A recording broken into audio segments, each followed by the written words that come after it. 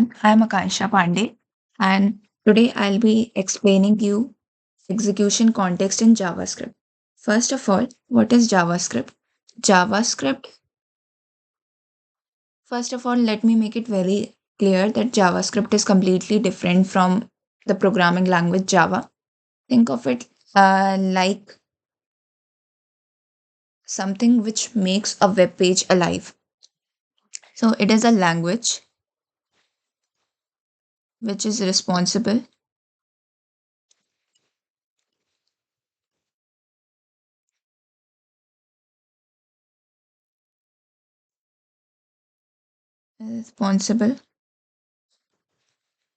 for making web pages alive.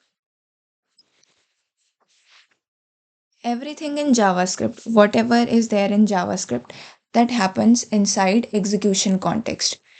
Now you must be wondering what is execution context. Think of it as like a box where JavaScript stores everything needed to run the code. For example, consider it as a box where everything which is there inside the JavaScript code will be stored. For example, the variables, the memory allocation for the variables, and the function invocation, the function declaration, everything which is there inside the JavaScript code that will be stored inside this execution context.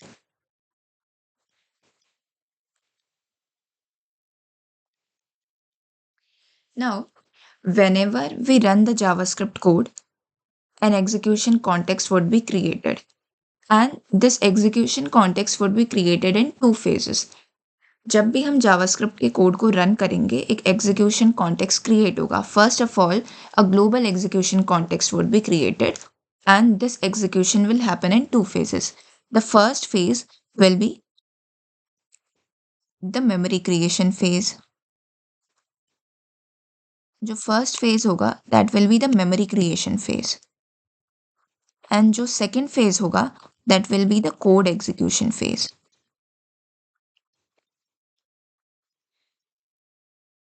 This memory creation phase is also known as the variable runtime, variable environment, and this code execution phase is also known as thread of execution. Now, what is this memory creation phase? Memory creation phase is the phase in this creation of execution context where memory will be allocated to the variables and the functions declared inside the JavaScript program. And in case of code execution context, जो भी variables को memory allocate हुई थी या जो भी functions को memory allocate हुई थी उनका execution this will happen in code execution phase और इनकी जो वैल्यूज होगी इनको वैल्यूज से इनिशियलाइज ये इसी फेज में किया जाएगा. Now let us see how this actually happens. When we run this code what will happen? A global execution context would be created. सबसे पहले एक ग्लोबल एग्जीक्यूशन कॉन्टेक्स्ट क्रिएट होगा.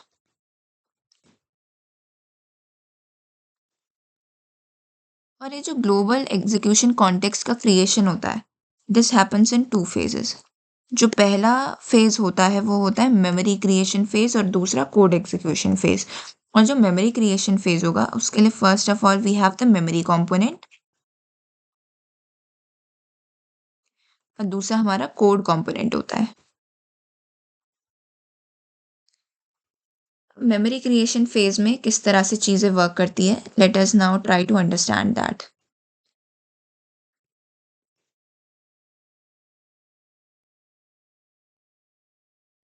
जैसे जब हम इस प्रोग्राम को रन करते हैं तो the first line that we encounter here first step में that is variable a equal to 10.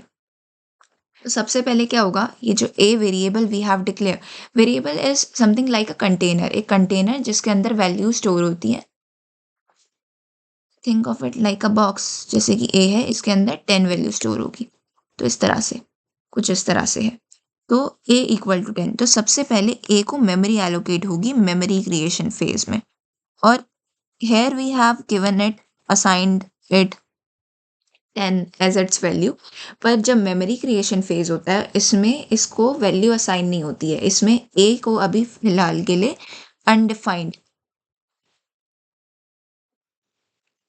Undefined रखा जाएगा, a will be undefined as of now. अब second, when we move to the second line, तो यहाँ पे एक function है। अब फंक्शन के केस में क्या होता है, जैसे we have this function add,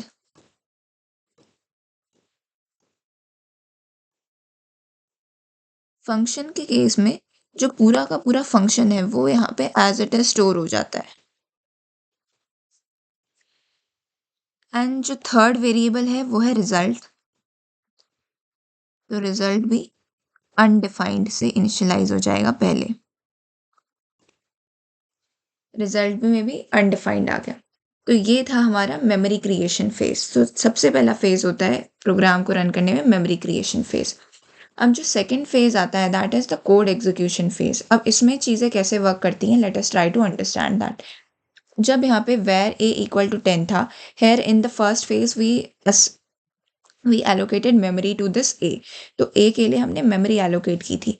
but अब जो हमारा फेज आ रहा है उसमें ए को अब मेमोरी असाइन होने वाली है। तो ए इक्वल टू 10 था, a will be assigned 10 as its value. For the function part keep is as it is, because function में हमने पूरे फंक्शन का जो भी डिक्लेरेशन था वो एज इट इज नोट कर दिया था, we copied down everything.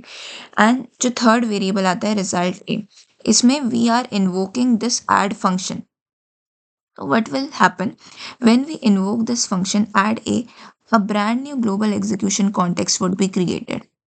Think of it as a child to this execution context, or child, or we can say call it as a brand new execution context that is created inside this um, global execution context. And जैसे during the creation of global execution context, we had two phases, the memory creation phase and code creation phase. Similarly, likewise इस वाले case में भी हमारे पास memory creation phase होगा और code वाला component होगा, कोड वाला फेज होगा।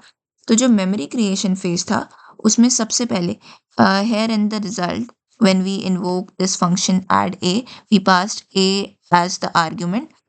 ए एज द आर्ग्यूमेंट, ए को आर्ग्यूमेंट की तरह हमने पास किया था बी को, एंड बी यहाँ पे क्या था, इट वाज द पैरामीटर। तो ये जो हमारा फंक्शन है यहाँ पे, इसमें सबसे पहले आया बी। तो जैसे हमने देखा था मेमोरी क्रिएशन फेज में क्या होता है, सिमिलरली न्यू एग्जीक्यूशन कॉन्टेक्स्ट में भी बी जो है लोकल मेमोरी एलोकेट होगी और इसको इनिशियलाइज कर देंगे अनडिफाइंड से। सिमिलरली सी, सी को भी इनिशियलाइज कर देंगे अनडिफाइंड से, और उसके बाद रिटर्न स्टेट।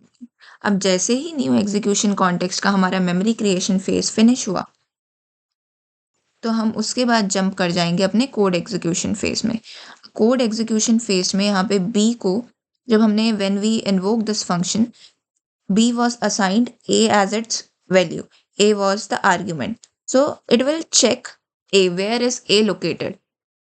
तो हमने देखा कि a is not present in this new execution context. It will search for a in the global execution context और यहाँ से इसे a की वैल्यू मिलेगी 10। तो a की वैल्यू 10 थी और b को क्योंकि a असाइन किया था तो b को हम a असाइन कर देंगे which is 10। Then next line जो कि हमारी थर्ड लाइन, उसमें we have c equal to 5, तो c को 5 असाइन हो जाएगा। Now in the third statement, in the fourth line पर we have returned b plus c. Therefore, we need to calculate the value of b plus c. It will look for b and c in its local memory. Local memory is the part of this new execution context that we have just created. इसमें b की value 10 है and c की value 5 है। तो ये इसको calculate करेगा और 15 आएगा, और जैसे ही रिटर्न स्टेटमेंट इनकाउंटर हुई, ये जो b plus c था विच इज 15, ये रिटर्न हो जाएगा रिजल्ट को। और जैसे ही रिटर्न का कंप्लीशन होगा, रिटर्न होगा, ये जो execution context we had just created, ये जो न्यू एग्जीक्यूशन कॉन्टेक्स्ट क्रिएट हुआ था इस फंक्शन इन्वोकेशन के लिए which is on line number 6, इसका ये इंस्टेंस कंप्लीटली वापस से डिस्कार्ड कर दिया जाएगा, डिलीट कर दिया जाएगा, कुछ इस तरह से।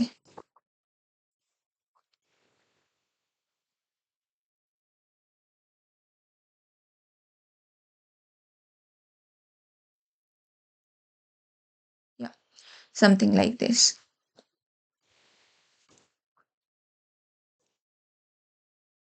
एंड उसके बाद on line number 7 we have console.log result statement. तो यहाँ पे जो रिजल्ट की वैल्यू है which is 15, it will look for result in its memory which is the global memory है।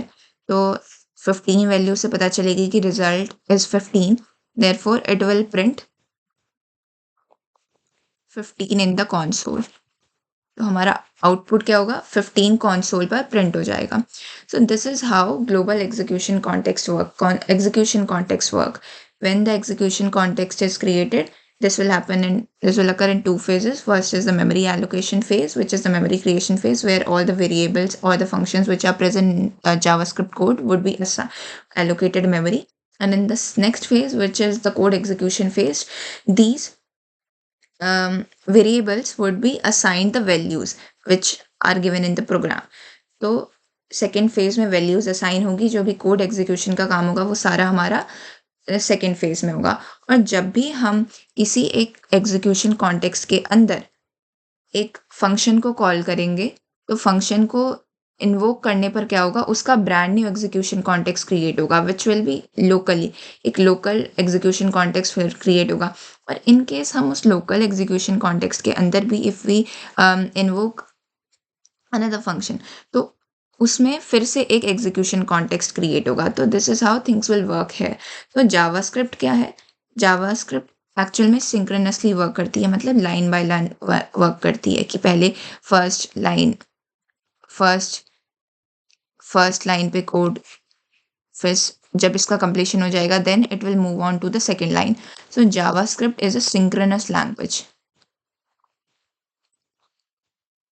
सिंक्रोनस लैंग्वेज है, एंड अलॉन्ग विद दैट ये एक सिंगल थ्रेडेड लैंग्वेज है।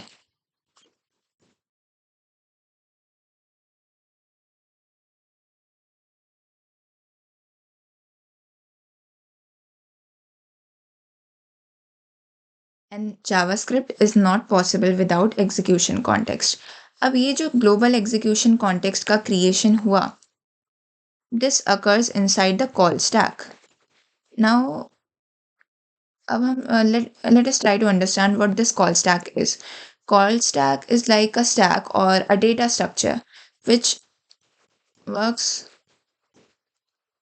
on the basis of LIFO technique, which is the last in first out technique. Now, what happens when we run the JavaScript code? When we run the JavaScript code, तो हमारा जो call stack होगा उसमें सबसे पहले एक global execution context को put किया जाएगा।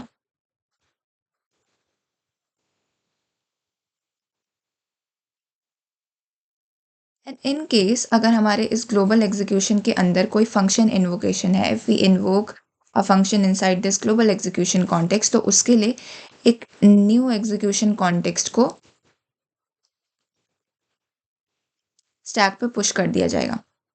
एंड अगेन इन केस इसके लिए भी एक, इसके अंदर भी एक फंक्शन इन्वोकेशन है, तो फिर इसके अंदर एक न्यू एग्जीक्यूशन कॉन्टेक्स्ट को फिर से पुश कर दिया जाएगा। और जैसे ही ये वाला एग्जीक्यूशन कॉन्टेक्स्ट अपनी कोई वैल्यू रिटर्न करेगा, तो उसके बाद this execution context would be popped out, इसे पॉप कर दिया जाएगा। और अब हमारे पास क्या बचेगा, ग्लोबल एग्जीक्यूशन कॉन्टेक्स्ट और जो हमने न्यू एग्जीक्यूशन कॉन्टेक्स्ट बनाया था। और जैसे ही ये अपनी वैल्यू रिटर्न करेगा, फिर हमारे पास सिर्फ ग्लोबल एग्जीक्यूशन कॉन्टेक्स्ट बचेगा। और जैसे ही इसका कंप्लीशन होगा, कोड कंप्लीटली रन हो जाएगा, फिर हमारा कॉल स्टैक एम्प्टी हो जाएगा।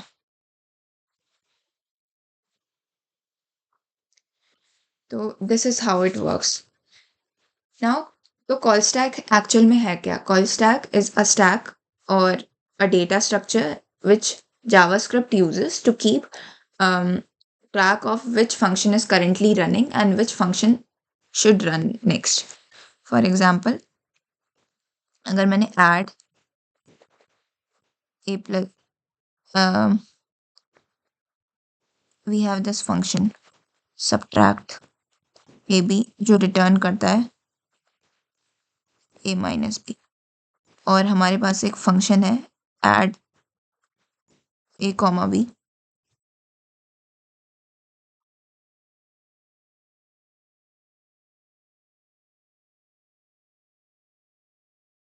एक फंक्शन है show a comma b which console.log a plus b, and here we have ab which add ab function है जो कि अपने अंदर show फंक्शन को कॉल कर रहा है और साथ ही साथ रिटर्न कर रहा है a plus b। और यहाँ हम add 4,5 कर रहे हैं। तो सबसे पहले ये जो हमारी मेन फाइल है इसमें क्या होगा, जैसे ये मेन हमारी फाइल है, तो जब हम इसे रन करेंगे तो सबसे पहले जो कॉल स्टैक होगा उसमें ग्लोबल एग्जीक्यूशन कॉन्टेक्स्ट क्रिएट होगा, और इस ग्लोबल एग्जीक्यूशन कॉन्टेक्स्ट का पार्ट होगा ये add 4,5 वाला फंक्शन।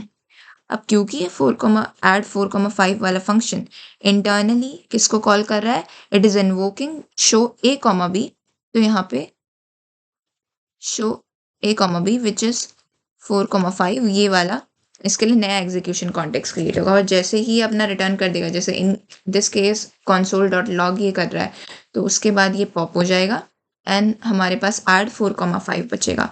और जैसे ही add 4,5 अपनी वैल्यू कैलकुलेट करेगा विच विल बी 4 + 5 9, तो add 4,5 जो है जैसे ही अपनी वैल्यू कैलकुलेट कर देगा 9, तो ये 9 करते ही ये भी यहाँ से पॉप हो जाएगा और हमारा जो कॉल स्टैक होगा वो एम्प्टी हो जाएगा।